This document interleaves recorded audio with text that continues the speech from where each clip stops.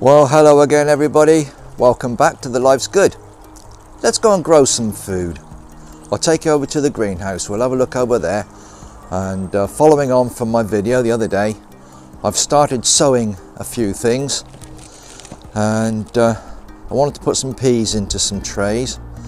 And hello Daisy. She's going absolutely ballistic today. I don't know what's going on with her.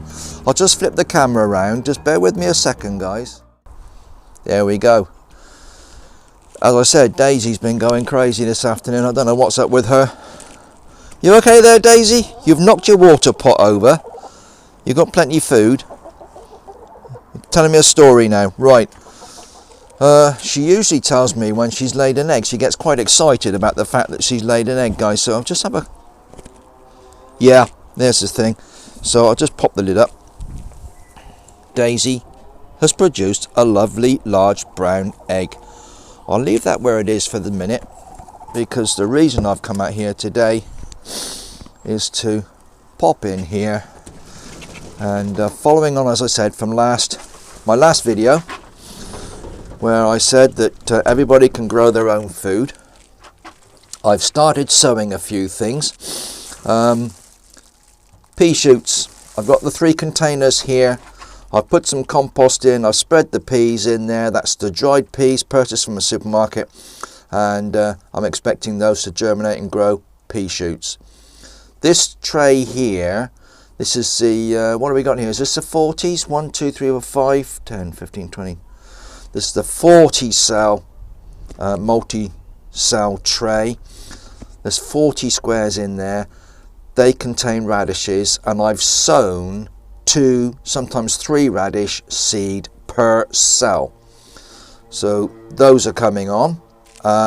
Next to that, I've sown some Lolo Rossa, and what I've done there is I've only sown 1 and sometimes 2 seeds per cell in there. They will germinate and start growing, and the idea is that those will be transplanted from the trays out into the plot, out onto the plot later on when they're mature enough and the weather's free of frost. But in the meantime, they can start there and get a head start. Next to those, these little white plastic cups, they contain courgettes. There's 1 courgette seed in each of those little pots. So we've got half a dozen, or possibly half a dozen courgette plants coming on there now. Next to that, I've sown spinach. Now this is a sort of salad spinach, not a great big thick leafed spinach, but more the salad variety. And just along from those guys, in there, beetroot. And I have multi-sown beetroot. There's actually 2 seeds, possibly 3 seeds per cell there. Now that's a 24 cell tray. There's a little bit bigger a hole in each one. There's only 24 cells, and I've just noticed since I've watered them that back there, those 2 beetroot seeds have come to the surface. I'll just push those back down in, push a little bit of soil over the top. But there's 2 or 3 beetroot seeds in each of those cells, and those again will be planted out. So other than the pea shoots, everything else here is being sown and grown prior to transplanting out onto my garden. Or if you don't have a garden, they can be transplanted into bigger pots, bigger containers after they've germinated and started growing. What I didn't mention the other day, other than I touched on the subject of the maximum and minimum thermometer, was that having sown the seeds in my trays, I need to be cautious now about the temperature inside the greenhouse. And as last night was very, very cold and got down to about -2 outside, I was aware that that might happen, and I've switched on my little electric oil-filled radiator, which is sitting on the shelf at the back of the greenhouse. It's very difficult to show you guys if I turn you around, but if you can see the setting, it's actually probably about 1/3, not even halfway set, but it's on 1/3 setting, switched on. This is an 800 watt oil-filled radiator. And that actually kept the temperature up last night during a very cold spell. And looking over its shoulder at my maximum minimum thermometer, you can just make out it's currently 14 degrees in here. It has been as warm as 29, and it did get down to 0.2. Now it was actually 0.2 when I realised it was going to be getting cold, and at that point I switched on the radiator. So it was 0.2 before the heating was applied, and it's not gotten any colder than that. And as I'm looking, it's 13.9, around about the 14 Celsius in here at the moment, and it's about 4 in the afternoon. So that is keeping this greenhouse very, very warm, very comfortable for the germination process to take place without being turned up full. So it's actually on about 1/3 setting. It's a little 800 watt oil filled radiator. It's plugged in down the bottom here on an extension lead which runs out from my main shed. So that is providing warmth in here. So this greenhouse now I am keeping warm in order to encourage all my seeds that I'm sowing to germinate and grow. Well, I hope you can see me all right there, guys. I'm sort of perched on my stool in front of the workbench trying to show you what I'm up to here. And what it is, I've got my my peas. These are Ambassador, a heavy cropping main crop pea. You get a very high yield from these. Now I'll give you some idea of the size of the seed just by putting some in. Oops, the bag won't open, hang on, here we go. You can see these guys, you'll see if I can hold them up.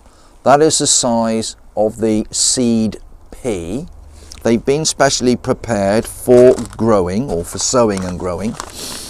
And what I've done already is I've got one of the 40 cell trays prepared here. So there's 40 individual cells here, and I've put some of that cheap seed and potting compost in here. And I did make a mistake on that last video. I did point it out that we purchased a 40-litre bag of seed and potting compost, a multi-purpose compost, from a bargain supermarket at a cost of £1.99. So as good as £2.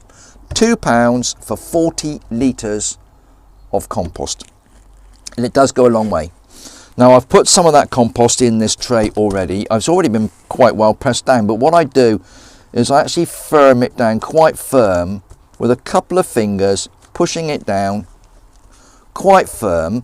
Now the reason for that is that when you come to take them out of this tray and transplant them into the ground, you don't want it all falling apart. You want it to stay as a fairly tight little root ball. If it's all too loose, if the soil is loose in here, then the roots will grow through it, no problem at all. But when you come to lift it out of the tray and plant it in the ground, everything falls apart, and you could damage the roots, damage the plant, and you'll have all manner of problems. So I find that by pressing the soil down, or the compost, in these cells, quite firm, not absolutely solid, you don't want lumps of concrete or cement, but firm them down quite well, just like that. Work your way around the tray, 2 at a time is great. There you go, they've been firmed down quite well, and in effect you've also created little hollows. And all I do next is to take the peas, and I'm going to plant 1 pea per cell in here. Just drop a pea in there. There's 2 gone in there. Lift one out. There we go. Put 1 pea in each of these cells. Just like that, guys.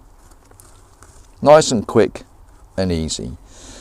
Now each plant, or each pea plant, will produce quite a few pods, and I mean a lot of pods from each plant, and they grow quite tall. They're good 3 or 4 feet tall, and you start getting pods form on the lower part of the plant as it's maturing, as it's growing in the garden.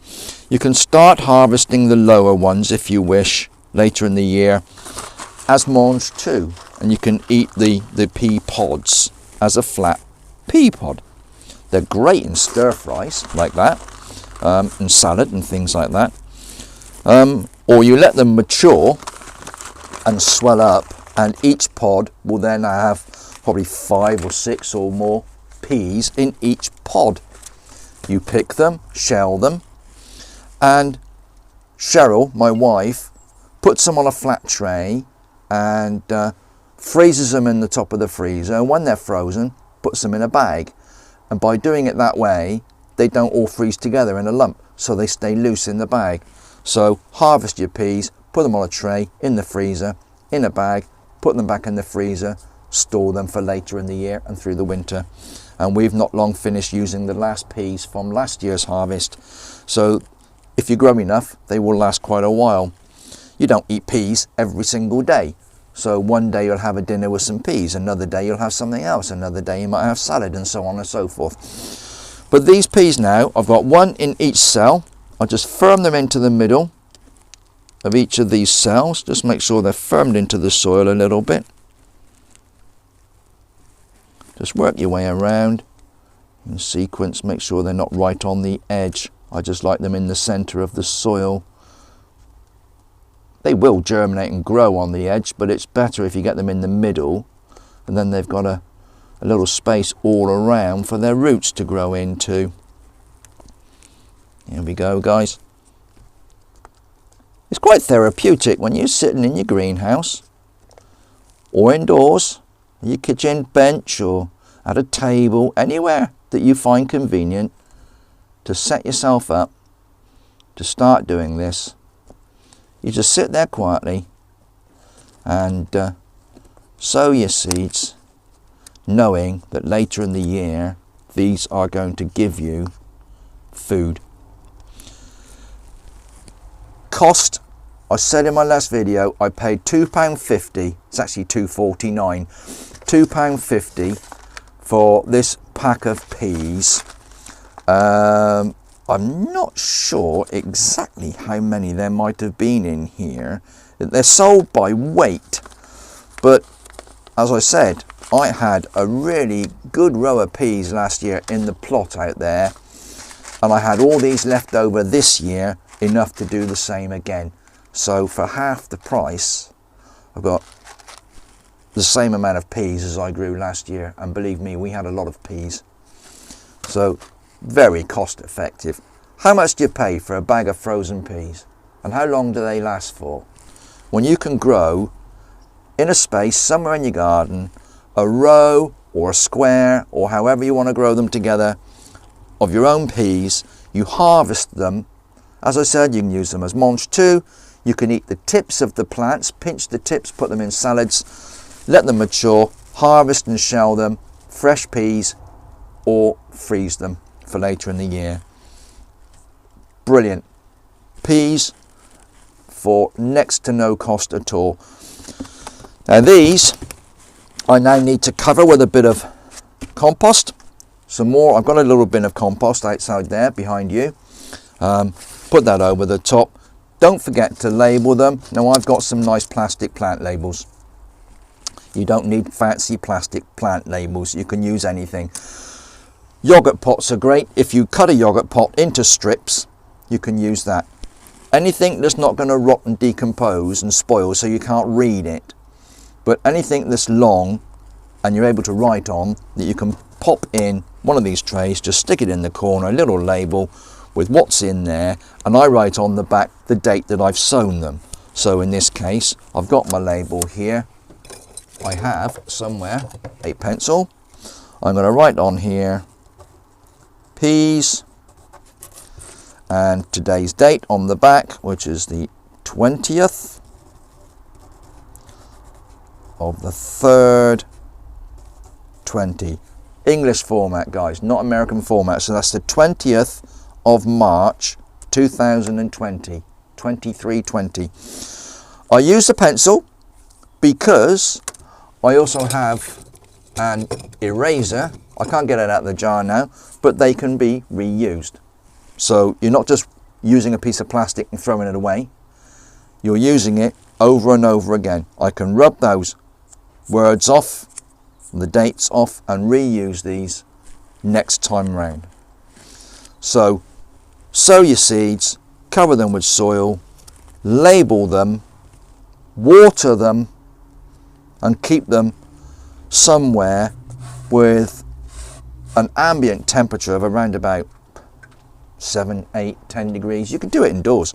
Put them indoors, in your kitchen, but it can get a bit too warm sometimes. Your spare room, your bedroom, your bathroom, anywhere you've got space, on your landing, in your conservatory, anywhere. In a shed, providing it's got a decent window with a bit of light coming in. Doesn't matter. They just need to be left alone now to germinate. They will germinate within a week to 10 days or so. 10, you should start seeing some germination taking place. The little shoots coming out, you'll know that they're active, you know they're alive and they're growing. Keep an eye on them. Later in the year, we will be planting these out in the plot. Peas. I've already shown you what else I've already sown. I've got more things to sow today. I'm going to do more peas. I'm going to be sowing some cabbage and all manner of other things. Each one I do, I'll show you what I'm doing, how I go about it, so that you can take that on board and hopefully grow some for yourself. Well, that's a simple one for today, guys. So it's been nice seeing you again. I think I need a sip of my cup of tea. Cheers. It's a bit pale. We're a bit heavy on the milk or a bit light on the tea. I'm not sure which. Guys, any questions, please don't be afraid to ask. Any comments, please make them. It's been great. It's been a great experience sharing all this with you guys during the last year. I'm looking forward to the next year. If we can get more people growing food at home, that would be brilliant. As I said in my last video, you don't need lots of room. A little bit of space, a little bit of thought, a container, a patch of ground, a raised bed, a bucket, a bowl, anything you can grow food in. So I'll leave you with that one. I'll be back soon. I've got plenty more to show you, plenty more growing tips, plenty more ideas, and I'll be sharing those with you over the coming weeks. So whatever you're doing, look after yourselves. Stay safe, be happy, have a good weekend, guys. Come back soon. Bye bye now.